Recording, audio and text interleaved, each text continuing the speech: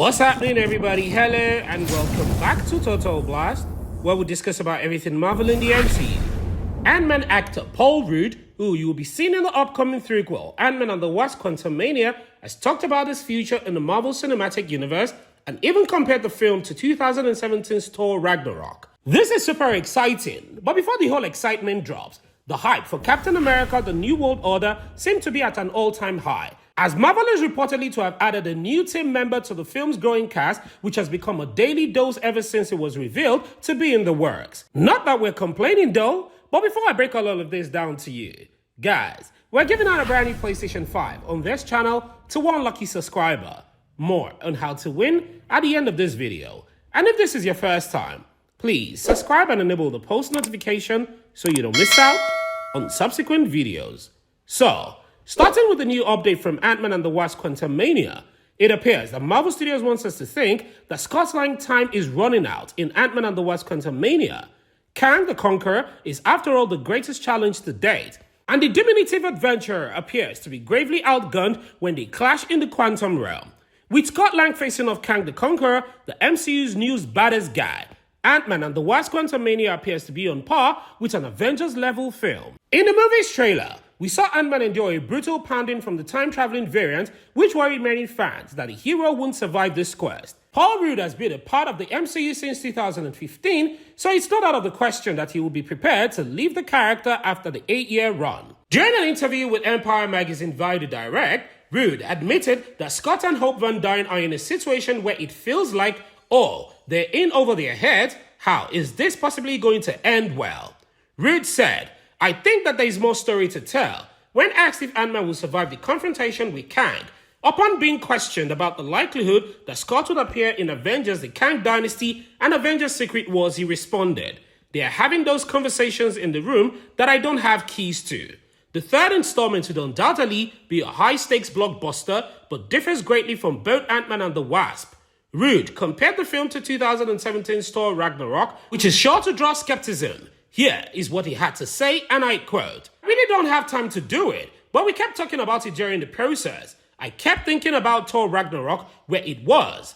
Wow, we can't believe this is the third one. It seems so different. There was something appealing about doing something unexpected."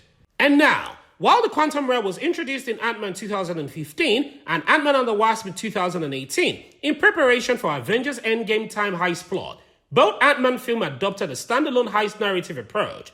The goal of QUANTUMANIA wasn't to make something as insanely funny as Thor Ragnarok, but rather to take a completely different approach. Director Peyton Reed advertised QUANTUMANIA as being on par with the Avengers.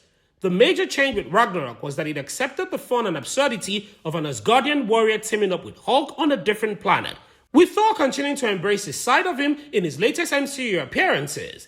Director Peyton Reed said that because Lang's film had already adopted a lighter tone to his contemporaries, the focus had shifted to the movie having significant implications for the entire Marvel Cinematic Universe. And now, why the majority of us think that our Scott Lang will die in the threequel, a list of top 100 women in the movie business just published by The Hollywood Reporter and Deborah Klein, who is a lawyer, is one of them. And surprisingly, Samuel L. Jackson and Rudd are among her clients. According to her, Paul Rudd has more Ant-Man and Avengers for him. The fact that Scott will be one of the few heroes who has a history with the time-traveling antagonist when he looks to conquer Earth 616 makes it all but certain that he will make a comeback in Avengers: The Kang Dynasty and Avengers: Secret Wars. I mean, we already know that in the Quantum, Scott Lang played by Paul Rudd, Hope Van Dyne played by Evangeline Lilly, Cassie Lang played by Catherine Newton, Hank Pym, played by Michael Douglas, and James Van Dyne, played by Michelle Pfeiffer, will be taking on a giant-sized voyage in the quantum realm. Scott Lang and his loved ones will run into Kang the Conqueror, played by Jonathan Majors, the MCU's biggest threat so far. So, as they navigate and explore the odd realms,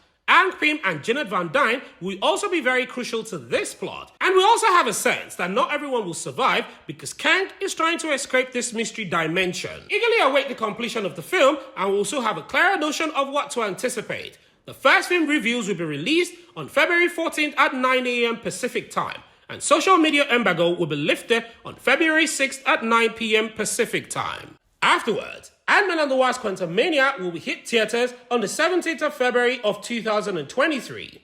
If you haven't got your ticket, please go get your tickets now. As we wait for Ant-Man and the Wasp QUANTUMANIA to debut, just as we said in the prologue, the cast list for Marvel's fourth Captain America standalone film is growing as new faces are added to the already outstanding list. And according to Deadline, Xosha Roquemore is joining the sprawling cast of Captain America The New World Order. Even though details of her character are being kept under wraps, she would feature in the movie's opposite Sam Wilson, who is the star of the brand new star-sprung Avengers played by Anthony Mackie. And you know, once news like this comes from Deadline or The Hollywood Reporter, you know it's game.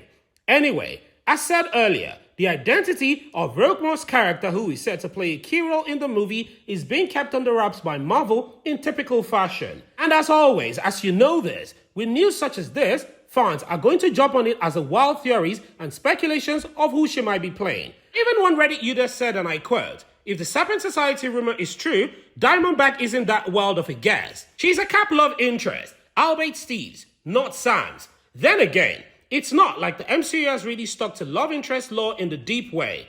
Peggy and Sharon basically did a flip in level of importance to Steve's life. For example, honestly, the Catwoman-like romance between Diamondback and Cap could have been fun type of relationship to explore in the MCU, but let me know what you think about all of this in the comment section below. But for now, the only thing that we know is that Roquemore will play a major part in the Marvel Studios film, which will take place after the events of the Disney Plus series The Falcon and the Winter Soldier. However, if the role is as significant as Deadline claims, it may significantly advance her acting career. Roquemore previously made a film debut in Precious back in 2009. Her role as a series regular on the Miley project may yet be another reason why fans recognize her. More recently, she played LeBron James' mom in Space Jam: A New Legacy in 2021. She also appeared in episodes of Cherish the Day, Black Monday, and Atlanta on television. So finally, we'll get to see Sam Wilson again in action. I mean, since his character assumed the mantle on The Falcon and the Winter Soldier on Disney Plus, Mackie will be appearing in the MCU's new Captain America for the first time in New World Order on a large screen. Danny Ramirez and Kyle Lumbly, who play Yaquin and Isaiah Brady, respectively in the series, will also reprise their roles. The movie also marks Tim Blake's eagerly anticipated comeback as Samuel Stearns / The Leader, who hasn't been seen since The Incredible Hulk debuted in 2008. Several actors will be making their franchise debut in New World Order next year, not just Roquemore. Shira Haas will play the Israeli superhero Sabra in the film.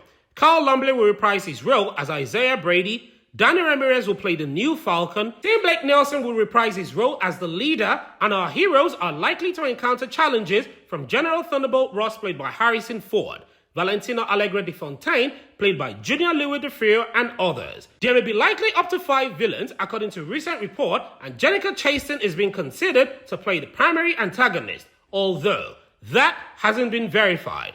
Captain America New World Order is being directed by Julius Onah, with the script penned by Malcolm Spellsman and Dallas Musin. The movie will be released by Marvel on the 3rd of May of 2024. And back to our giveaway. Guys, we're giving out a brand new PlayStation 5 on this channel once we hit a milestone of 1,000 subscribers.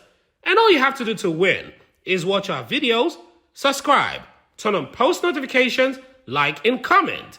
And one lucky subscriber will be chosen from the comment section to win our brand new PlayStation 5. Also, we want to say thank you to everyone who has supported us this far. We truly appreciate it. What are your thoughts on this video? And what's your theory on Ant-Man and the Wasp QUANTUMANIA been likened to Thor Ragnarok? And how excited are you to see Xosha in Captain America The New World Order? Please don't forget to like this video and share your thoughts and opinions in the comment section below. Subscribe and turn on the post notification so you don't miss out on any of our latest Marvel news. Thank you so much for watching, and as always, I hope to see you in the next one.